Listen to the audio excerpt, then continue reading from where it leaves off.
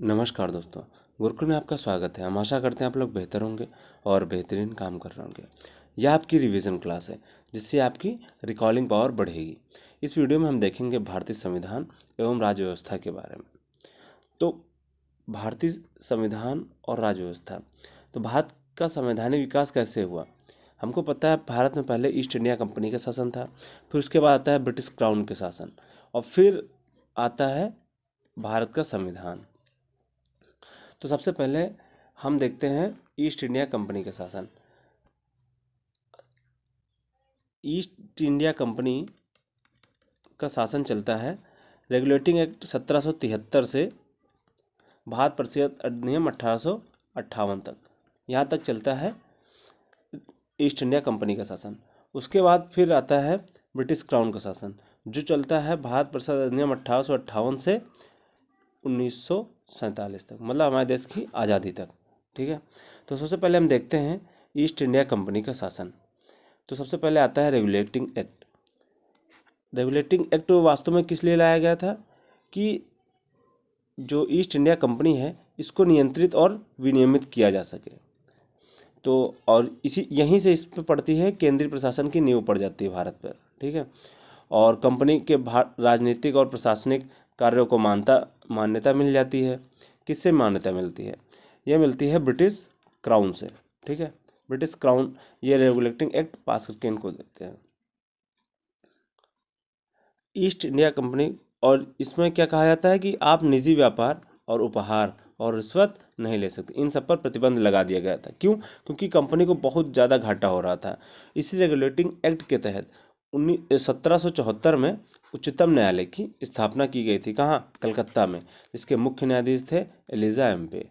और बंगाल के गवर्नर को बंगाल का गवर्नर जनरल पद नाम दिया गया। बंगाल के गवर्नर से क्या कर दिया गया? Bengal governor general.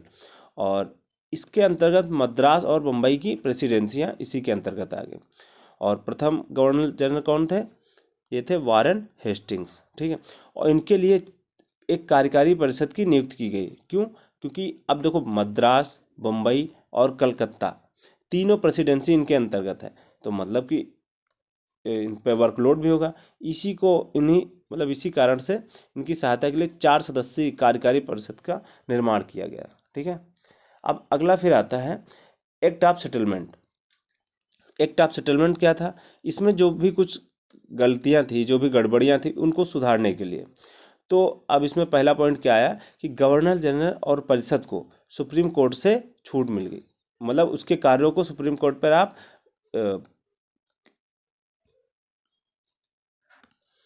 एग्जामिन नहीं करा सकते हैं। ठीक है, और फिर आता है दीवानी मामले और लगान। ये भी सुप्रीम कोर्ट के दायरे से बाहर कर दिए गए।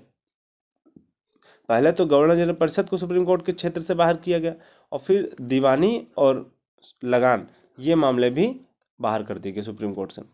और जो पर्सनल लॉ, अब हिंदू हिंदू और मुस्लिम या फिर जो भी धर्म के लोग थे, अगर उनका कोई मसला होता था तो उनको पर्सनल लॉ, अर्थात हिंदुओं को हिंदू की पौराणिक या फिर कल्चरल जो भी है हिंदू लॉ के हिसाब से, और मुस्लिमों को मुस्लिम लॉ के हिसाब से उनका निर्णय किया जाता था।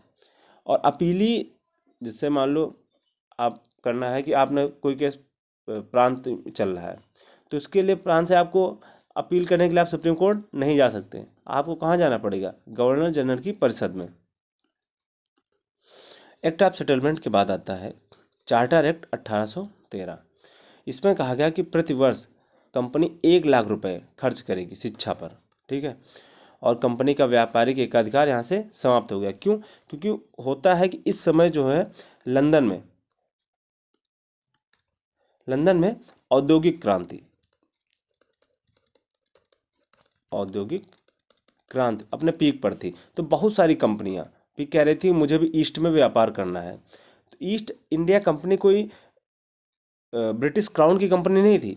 वहाँ पे कंपनी थी जिसको ब्रिटिश क्राउन ने ईस्ट में व्यापार करने का अधिकार दे रखा था। लेकिन अब जैसे ही औद्योगिक क्रांति हुई तो बहुत सारी कंपनियां मार्केट में आई।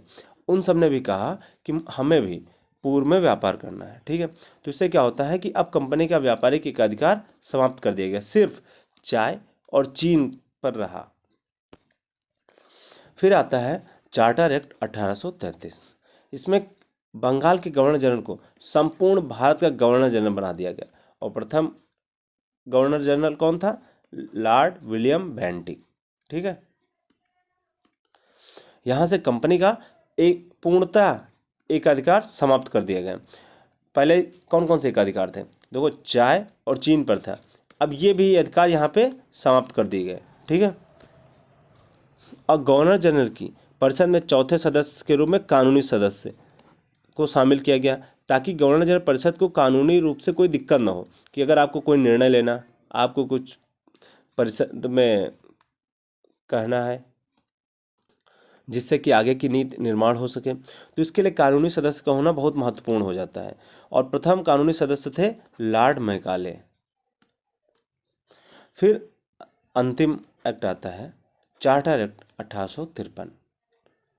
विधि निर्माण हेतु केंद्रीय विधान परिषद की स्थापना की गई, और सिविल सेवकों की भर्ती हेतु खुली प्रतियोगिता का शुभारंभ किया गया। लेकिन इसका बहुत विरोध हुआ, जिसके कारण यह लागू नहीं हो पाया पूर्णतः। यहाँ से आपको ईस्ट इंडिया कंपनी के शासन खत्म होता दिखेगा, और अब आता है ब्रिटिश क्राउन का शासन। ठीक है, ब्रिटिश क्राउन का शासन। अब ब्रिटिश क्राउन का शासन क्यों आता है? क्योंकि कंपनी जो थी ईस्ट इंडिया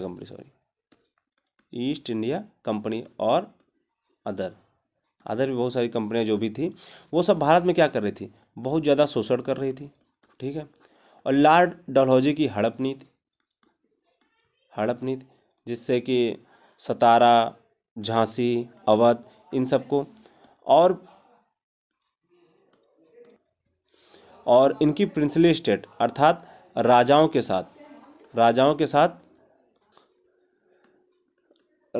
साथ सहायक संधि, ये सब क्या कर रहे थे कि लोगों के मन में एक बहुत गुस्सा या फिर भ्रांतियां पैदा कर रहे थे। वास्तव में थी भी। क्यों? क्योंकि ब्रिटिश जो ईस्ट इंडिया कंपनी थी, वो अब लोगों के सारे अधिकार छीनना चाह रही थी, वो उन पे हर जगह नज़र रखना चाह रही थी। अब जैसे हम बात करते हैं सहायक संधि की, तो इसमें क्या था कि आप अगर कोई राजा भी हैं, जो भी हैं, तो ये आपको कहते हैं कि हम आपको बाहरी आक्रमणों से सुरक्षा प्रदान करेंगे, उसके लिए आपको हमारी सेना रखनी पड़ेगी, और सेना किसके खर्च पे रहेगी?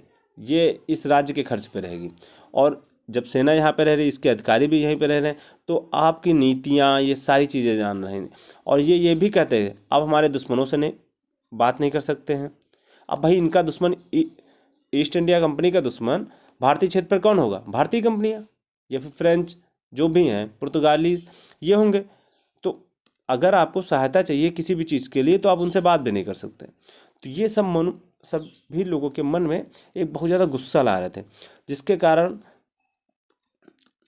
होता है 1857 की क्रांति होती है, जिसको कई लोग प्रथम स्वतंत्रता संग्राम भी कहते हैं।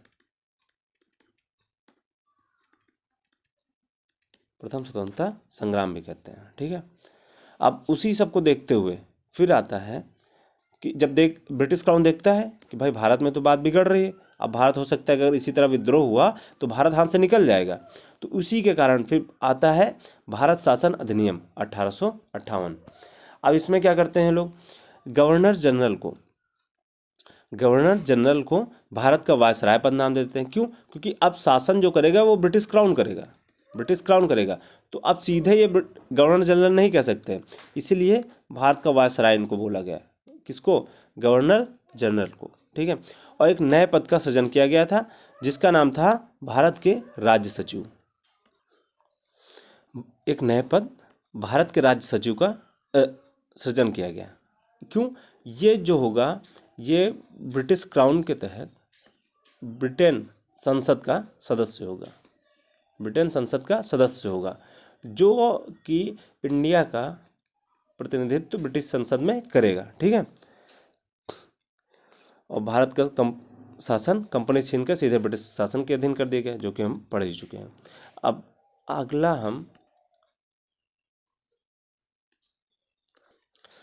अगला पॉइंट, भारत परिषद अधिनियम 1861 हम देखेंगे दूसरी वीडियो में, सेकेंड वीडियो में। ठीक है। तो इसका नेक्स्ट पार्ट अभी आपको चैनल पे मिल जाएगा।